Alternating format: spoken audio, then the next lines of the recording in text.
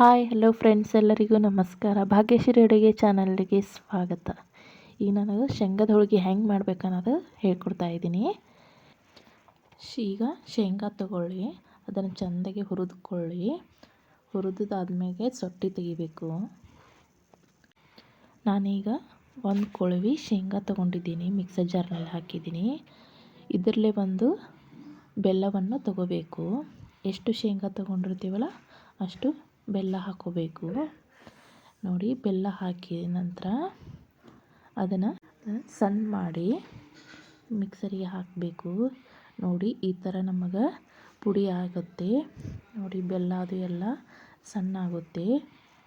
ಹಾಗೆ ನಾವು ಎಳ್ಳನ್ನು ಅದು ಮಿಕ್ಸರ್ ಜಾರಿನಲ್ಲಿ ಹಾಕಿ ಮಿಕ್ಸ್ ಮಾಡಬೇಕು. ನೋಡಿ, ಈ ಶೇಂಗಾದ ಪುಡಿ ನಾವು ಹಾಕಿ ಸ್ವಲ್ಪ ನೀರು ಸಿಂಪಡಿಸಿ, ಬಿಸಿನೀರು ಸಿಂಪಡಿಸಿ ಈ ಥರ ಉಂಡೆನ ಕಟ್ಟಬೇಕು. ನಾವು ಶೇಂಗಾದ ಹೋಳಿಗೆ ರೆಡಿ ಆಗುತ್ತೆ ಈ ಥರ ಕಟ್ಟಿದ ಮೇಲೆ. ನೋಡಿ, ನಾನು ಈ ಥರ ಶೇಂಗಾದ ಉಂಡೆ ಕಟ್ಟಿದ್ದೀನಿ. ಈಗ ನಾವು ಮೈದಾ ಹಿಟ್ಟು ನಾದ್ಕೋಬೇಕು. ನೋಡಿ, ನಾನು ಹೆಂಗೆ ಮಾಡ್ಬೇಕು ಅನ್ನೋದು ಹೇಳ್ತೀನಿ. ಇದು ಮೈದಾ ಹಿಟ್ಟು.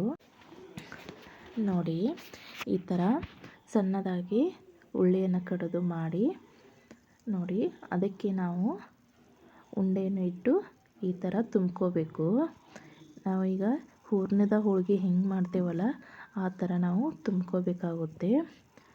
ನೋಡಿ, ಈ ಥರ ತುಂಬಿದ ಮೇಲೆ ಮ್ಯಾಗ ಸ್ವಲ್ಪ ಹಿಟ್ಟು ಬರುತ್ತಲ್ಲ ಅದನ್ನು ಕಡೆಯಾಗಿ ತೆಗಿಬೇಕು. ನೀವು ಜಾಸ್ತಿ ಹಿಟ್ಟು ಹಿಡಿದು ಮಾಡಿದರೆ ದಂಡಿ ಬರುತ್ತೆ. ನೋಡಿ, ಈ ಥರ ಆದಮೇಲೆ ನಾವು ಸ್ವಲ್ಪ ಹಿಟ್ಟನ್ನು ಹಚ್ಚಬೇಕು.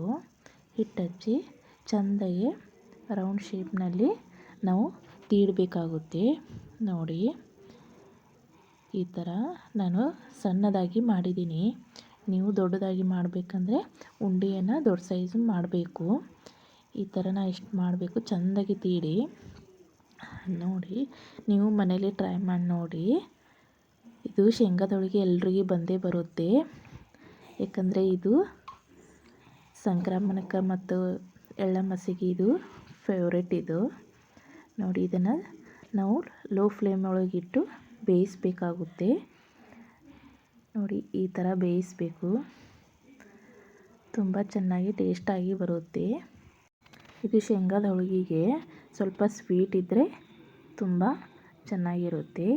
ನೋಡಿ, ನನಗೆ ಈ ಥರ ಮಾಡಿದ್ದೀನಿ ನಾನು. ನೋಡಿ, ನೀವು ಮನೇಲಿ ಬೇಕಾದರೆ ಟ್ರೈ ಮಾಡಿ ನೋಡಿ.